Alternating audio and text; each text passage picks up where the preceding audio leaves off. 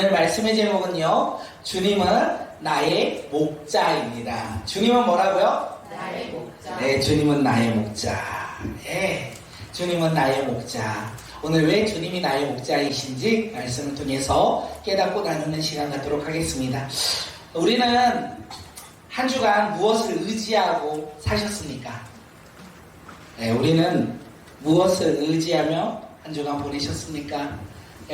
내 통장에 있는 돈을 우리는 바라보며 안도할 수 있어요. 내가 통장에 내 돈이 이만큼 있네, 기뻐할 수 있어요. 누군가는 그게 많고 적금이 아니라 사람마다 다를 것 같아요. 내 통장을 보면 한 주간 참 내가 열심히 살았다 하시는 분이 있을 수 있고, 어떤 분은요 걱정하기도 해요. 야, 나에게는 이것밖에 없구나 걱정할 수 있을 것 같아요. 또한 어떤 사람은 차를 의지하고 그리고 집을 의지하고 세상의 것을 의지하며 또한 살아가지 않았을까 생각합니다. 어떤 사람들은요 사람들에게 인정받고 살아가는 삶을 의지하며 살아가지 않았을까 생각합니다. 이것들을 다 가리켜 뭐라고 할 수 있냐면 내 힘과 능력을 의지하며 살았다라고 이야기할 수 있을 것 같아요. 한 주간 우리는 내 힘과 내 능력을 의지하며 혹시 사셨습니까? 우리가 한번 돌아보았으면 좋겠습니다. 오늘 이 말씀을 준비하면서 제 자신을 돌아봤어요. 그러니까 저는 너무나 감사하게도 통장을 보면 은혜가 가득해요. 의지할 수 없구나라는 걸 알 수 있어요. 그리고 세상의 명예와 인기를 바라보면 저는 참 감사해요. 명예와 인기를 내가 바라볼 수 없구나 생각해요. 왜 저만 그렇다고 생각하세요? 다 그러시잖아요. 여기 있는 분들. 제가 왔는데 통장을 바라보면 의지할 게 없고 내 주변 환경과 상황을 바라보면 의지할 것이 없는 것이 우리의 삶이 아닐까 생각되어집니다. 이런 우리가 한 주간 살면서 가장 많이 의지하는 게 뭔지 아세요? 제가 생각했을 때 우리가 제일 많이 의지하는 것은 내 자신이 아닐까 생각해요. 우리는 통장을 바라보며 의지할 수도 없고 내 명예와 환경 가운데 상황 가운데 의지할 수도 없기에 무엇을 의지하느냐? 내 자신을 의지하지 않나 생각해요. 그래서 한 주간 내가 더 열심히 살면 뭔가 이루어지겠지. 한 주간 내가 더 열심히 노력한다면 어떤 결과들이 이루어지겠지. 내가 한 주간 노력하며 살아간다면 어떤 것들을 내가 기대하며 살아가겠지 라는 마음으로 내 자신을 의지하며 살아가는 것이 아닐까 생각되어져요. 그렇게 우리가 내 자신을 의지하며 한 주간 열심히 살았는데 어떻게 해요? 내 기대대로 돼요? 안 돼요? 안 돼요. 이게 똑같아요. 내 기대대로 안 된다는 거야. 내가 아무리 열심히 아둥바둥 애를 써도 내가 원하는 대로 될 때도 있는데 중요한 것들은 어떻게 안 된다라는 것을 우리가 알 수 있어요. 열심히 노력했는데 안 돼요. 그때 내 마음 가운데는 어떤 마음이 오냐? 좌절감이 찾아와요. 더 이상 내가 버틸 수 있는 힘이 없구나. 나의 삶에 연약감이 찾아와요.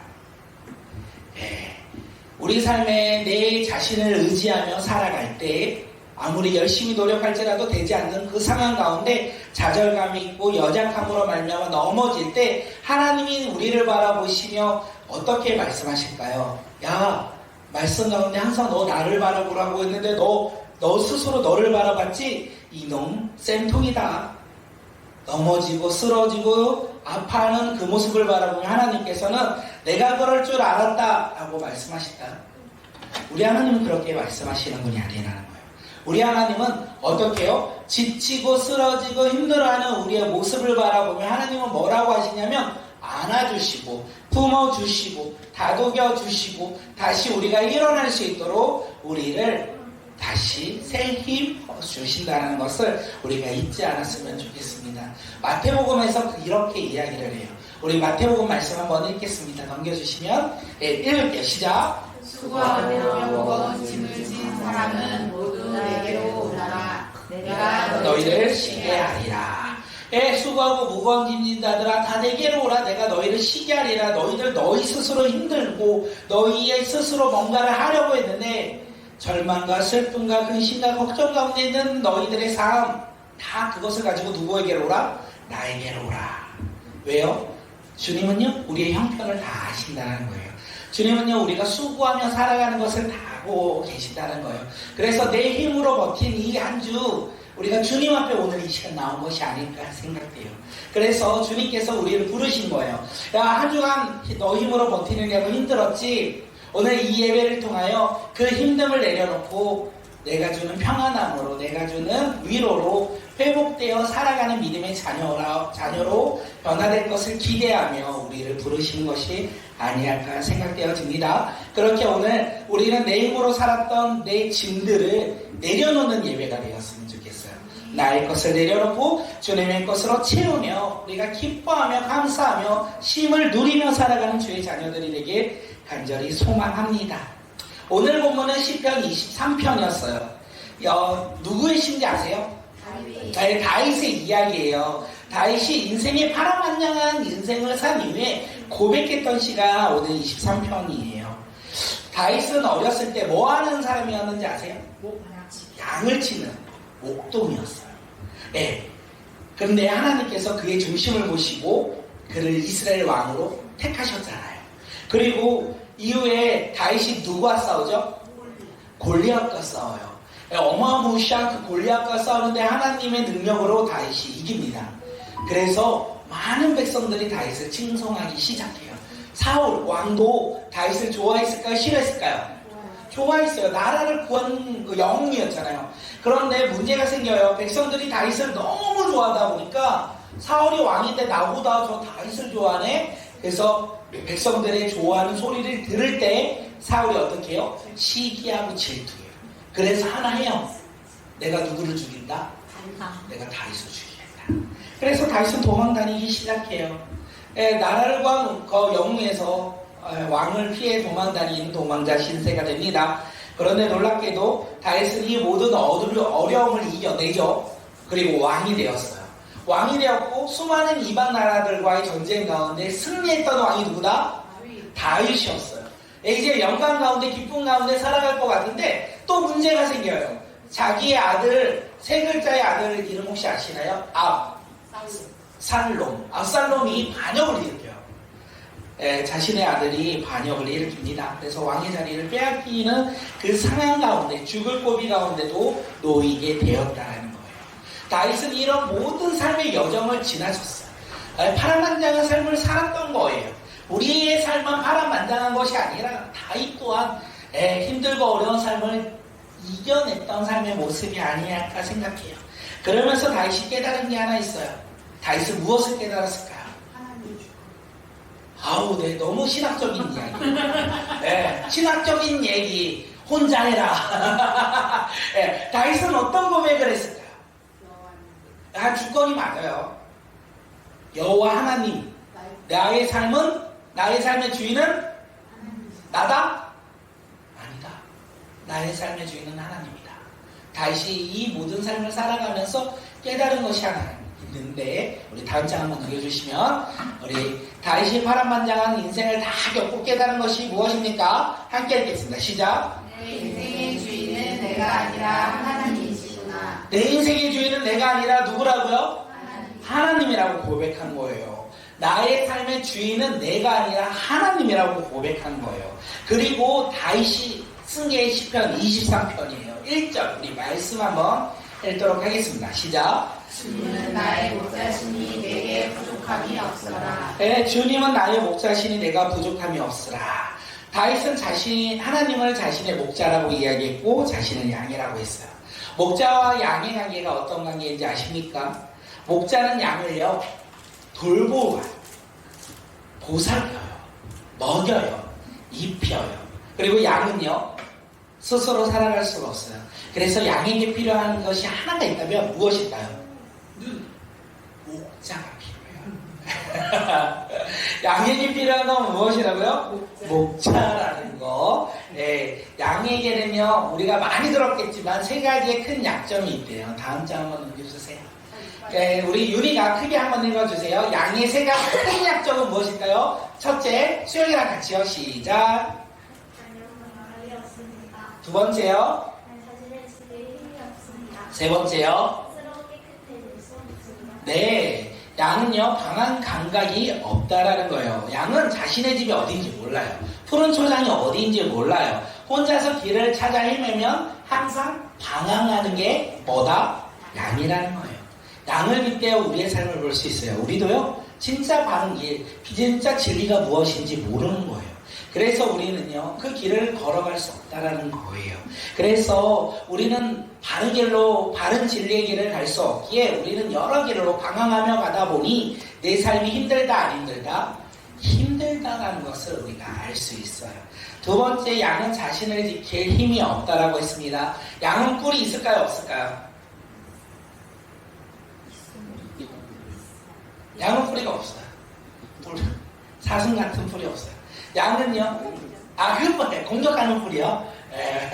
그리고 양은 날카로운 이빨이 있을까요, 없을까요? 없어요. 없죠. 그래서 사자나 곰이 공격하면 자신을 지킬 힘이 없다라는 거예요. 사자나 곰 같은 사나운 짐승이 공격하면 어떻게 해요? 아무 힘도 쓸 수 없는 연약한 존재라는 것을 이야기합니다. 이 얘기를 우리의 삶에 빗대면요, 세상에 죄가 있고요, 세상에 죄가 있고요, 그리고 유혹이 있어요.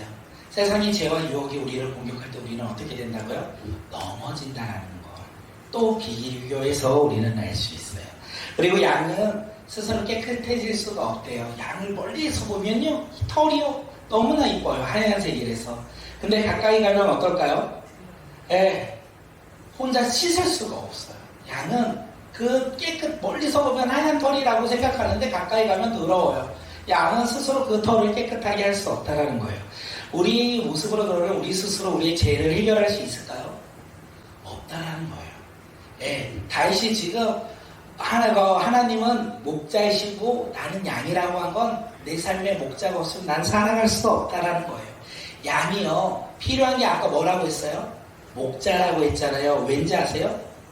스스로 무언가를 할 수 없기 때문에 그래요. 다음 장 읽어주세요.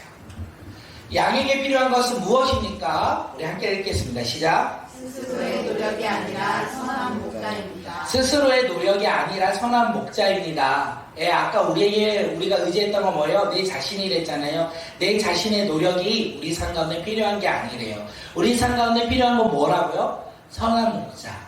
우리 가운데 목자가 필요하다는 것을 이야기하고 있어요. 다윗은 알고 있어요. 나는 아무것도 할 수 없고 내 삶에 목자가 있었다. 그 목자가 누구다? 하나님이다라는 것을 다윗이 이 시를 통해서 우리에게 이야기하는 거예요. 그래서 여호와 하나님만이 우리의 목자 되신다라는 거예요. 우리를요, 생명의 길로 인도하시고 세상의 공격에서 우리를 지키시고 우리를 깨끗하게 하시는 분이 누구다? 여호와 하나님이라는 것을 다윗이 고백하고 있어요.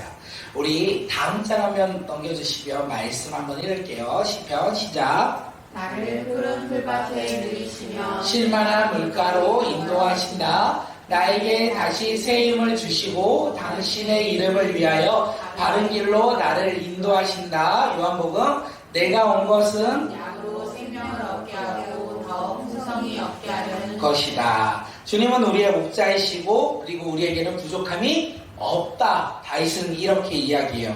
왜요? 다윗이 고백한 목자는요, 선한 목자이기 때문에 그렇습니다. 선한 목자, 요한복음에서 누구를 가리킬까요? 맞아요. 선한 목자를 요한복음에서는 예수님이라고 이야기합니다. 예수님이 이 땅에 오신 이유는요, 양으로 생명을 얻게 하려고, 그리고 또 더 풍성하게 얻게 하려고 이 땅 가운데 오셨다라고 이야기하는 거예요. 우리의 삶 가운데 우리의 목자는 예수 그리스도고, 오늘 시편을 통하여 다윗이 말하는 목자는 누구라고요?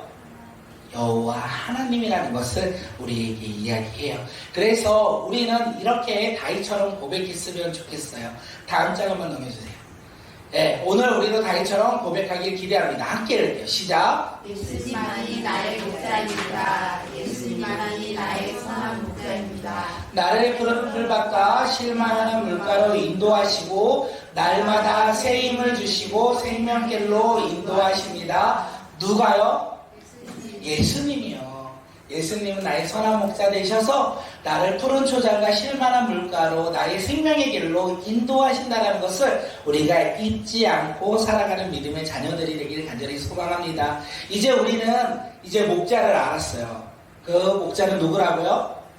예수님이라는 것을 알았어요. 그래서 예수님만 따라가다 보면 우리는요, 날마다 좋은 일만 있을까요? 아니면 힘든 일도 있을까요? 오늘 다윗이 이야기예요. 그 여호와 하나님을 따라가는 삶 속에서도 고난과 어려움을 겪고 힘듦과 슬픔을 겪을 수 있다는 것을 이야기하는 거예요. 푸른 초장과 실만한 물가로만 있는 것이 아니라 때로는 사망의 음침한 골짜기에도 놓일 때는 거예요. 절망과 고난과 두려움과 근심과 걱정이라는 그 사망의 골짜기, 죽음의 골짜기 앞에 서 있을 때도 있다라는 것을 이야기하는 거예요. 다윗이 이 사망의 음침한 골짜기를 이야기하는 것은 오늘 하루를 살아가며 너의 삶 가운데 스트레스를 받지 힘듦을 겪지 그것이 사망의 골짜기야 이렇게 말하는 것이 아니라 다윗이 말하는 사망의 골짜기는 내가 죽을 위기 가운데 있는 거예요. 내가 죽음 앞에 놓여 있는 거예요. 그냥 우리가 생각하는 힘듦이 아니라 힘듦을 넘어 죽음 앞에 놓이는 그 상황 가운데 서 있는 것이 다윗의 이야기라는 거예요. 다윗은 죽음 앞에 서 있을 때도 낙심하고 포기하지 않았습니다. 우리 4절 말씀 한번 읽어볼게요. 시작. 내가 비록 죽음의 그늘 골짜기로 다닐지라도 주님께서 나와 함께 계시고 주님의 막대기와 지팡이로 나를 보살펴 주시니 내게는 두려움이 없습니다. 다윗은요, 고통과 고난과 두려움 가운데 그 길을 걸어갈지라도 두려워하지 않았어요. 왜냐하면 선한 목자 대신 주님을 알고 있었고 그 주님께서 그와 함께하고 있다는 것을 그가 믿었기 때문에 그렇습니다. 하나님께서는 우리의 삶 가운데 우리를 푸른 초장과 실만한 물가로 인도하셔요. 그런데 때로는요, 우리를 다듬어야 될 때도 있을 것 같아요. 우리를 정금같이 연단할 때도 있을 것 같아요. 그래서 우리의 삶 가운데 푸른 초장으로만 인도하시는 것이 아니라 어떨 때는 사망의 골짜기, 죽음의 골짜기로 우리를 인도하실 때도 있다라는 거예요. 그런데 놀라운 것은 뭔지 아십니까? 그 사망의 골짜기, 죽음의 골짜기에 우리가 그 길 가운데 서 있을지라도 우리가 두려워하지 않는 것은 누가 함께 하신다? 선한 목자 되신 주님께서 우리와 함께 하신다는 거예요. 그곳에 서 있을지라도 고난 가운데 두려움 앞에 서 있을지라도 근심과 염려 앞에 서 있을지라도 주님은요 우리와 함께 계시고요. 놀라운 것은 주님의 지팡이, 주님의 막대기로 우리를 지켜 보호하여 주신다는 것을 우리가 믿고 살아가는 자들이 되길 간절히 소망합니다. 그런데 많은 사람들이 이야기해요. 힘들고 어려운 가운데 있으면 주님이 나를 어떻게 해요? 내버려 두시는 것 같다.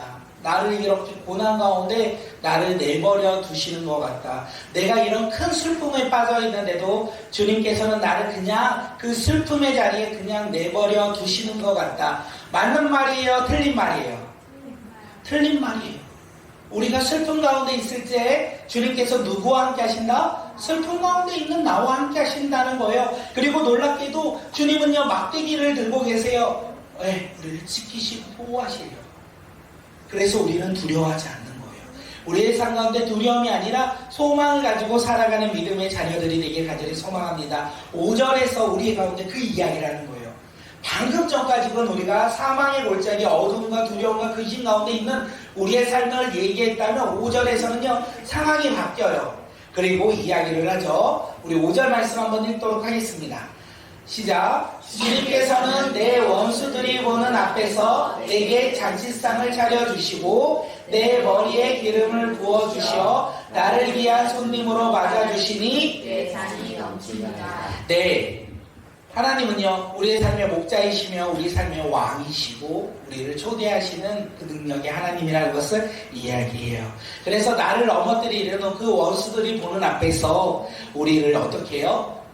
세워주신다라는 거예요. 높여주신다라는 거예요. 우리의 삶이 사망의 음침한 골짜기가 아니라 풍성한 잔치로 삶이 변화된다라는 거예요. 누구 때문에? 선한 목자 되신 그 주님 때문에.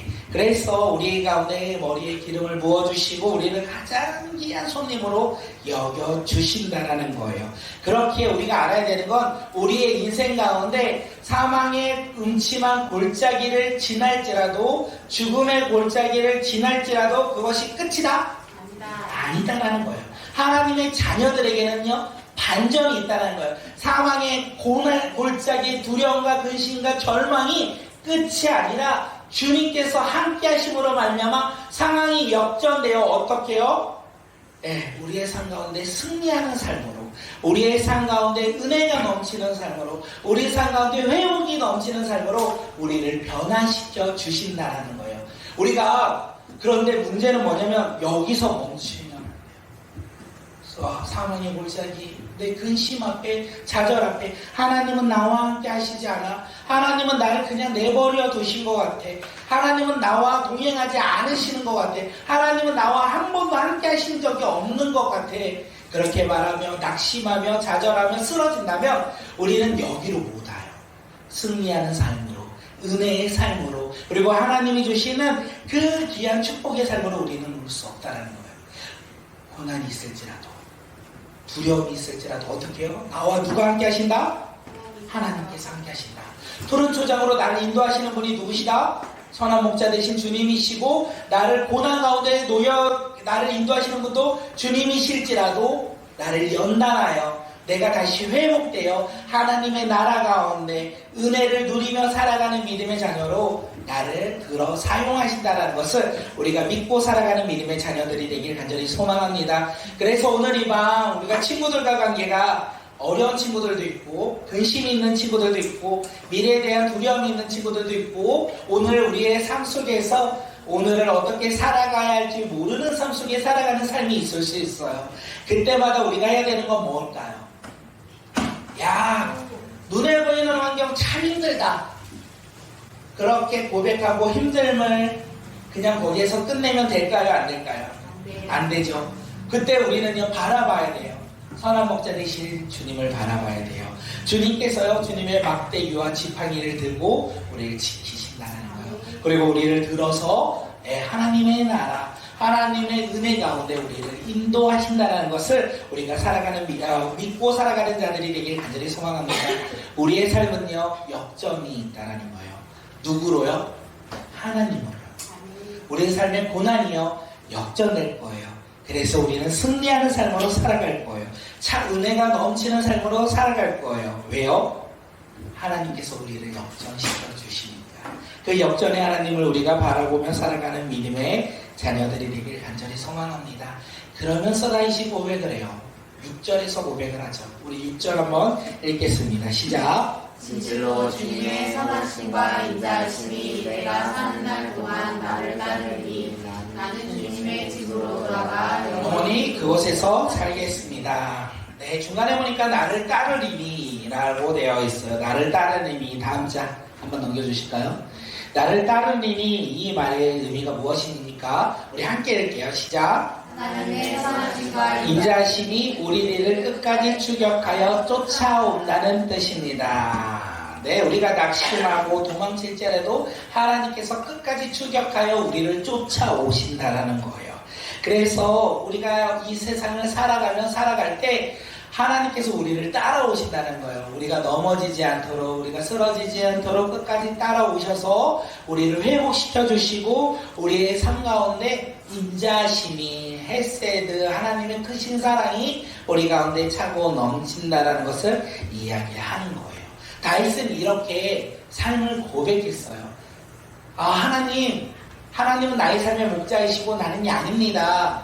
하나님께서 나를 언제나 푸른 초장과 실만한 물가로 인도하셨어요. 그래서 내가 기쁨 가운데 살아갔어요. 그런데 어떨 때는 음침한 골짜기, 사망의 골짜기로 내가 갈 때도 있었어요. 그런데 나의 삶의 목자 되신 그 하나님은 내가 어디에 있든 나를 내버려 두지 아니하시고 언제나 나와 함께 하심으로 말미암아 하나님의 막대기와 지팡이로 나를 지켜 보호하셨어요.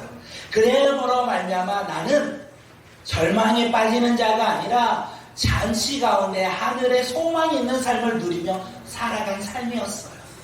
그리고 내가 힘들고 어려울 때마다 하나님께서 하나님의 선하심과 인자하심으로 나를 항상 뒤쫓아 내가 넘어질 때라도, 내가 지칠 때라도 언제나 나와 함께 하시고 나를 일으켜 세워주셨어요. 다윗이 인생의 이야기를 이렇게 이야기하는 거예요. 우리의 삶도 그런 것 같아요. 우리의 삶 가운데 오늘 우리가 푸른 초장과 실만한 물가에 있다면 하나님의 은혜 가운데 기뻐하시고, 혹시 사망의 음침함과 죽음의 골짜기 가운데 놓여 있을지라도 우리가 낙심하고 절망하는 자들이 아니라, 화면을 넘겨주세요. 낙심하고 절망하는 자들이 아니라 우리가 주님으로 말미암아 나의 삶에 역전이 일어날 것을 우리가 기대하며 살아가는 믿음의 자녀들이 되길 간절히 소망합니다. 우리 서론으로 다시 가면 우리는 한 주간 무엇을 가장 의지했다고요? 내 자신을 의지하며 살아갔다라는 거예요. 내 힘, 내 능력, 그것을 우리는 의지하며 살아갔는데 오늘 본문을 보니까 그것은 진짜 목자다, 가짜 목자다? 가짜 목자라는 것을 이야기하는 거예요. 그래서 그 가짜 목자를 내려놓아라. 그리고 무엇을 바라봐라? 진짜 목자를 바라보아라. 나를 위해 이 땅 가운데 오시고 나의 죄를 위해 십자가에 못 박혀 죽으신 선한 목자 되신 예수님을 바라보며 우리가 믿음으로 살아갈 때 우리는요 어떻게 해요? 승리하며 살아갈 것이고 하나님 나라 가운데 소망을 품고 살아갈 것을 오늘 본문은 우리 가운데 이야기하는 거예요. 그래서 오늘 이 밤 우리가 이렇게 생각해야 돼요. 내가 내 힘으로 버텼던 나의 힘듦이 있을 것이고 나의 어려움이 있을 것이고 나의 그 다음에 무거운 짐이 있을 때 오늘 이 밤 내가 선한 목자 되신 예수님을 바라보며 그것을 내려놓는 자들이 되길 간절히 소망합니다. 우리의 나의 힘든 짐들을 내려놓을 때 주님께서는요 주님의 인자심과 선하심으로 우리를 품으시고 우리를 안아주시고 우리가 다시 한번 나아갈 수 있도록 새 힘 허락해 주신다는 것을 우리가 믿고 살아가는 주의 자녀들이 되길 간절히 소망합니다. 다윗이 이렇게 고백했는데 우리도 이런 고백이 있었으면 좋겠어요. 우리 어린 친구들도요.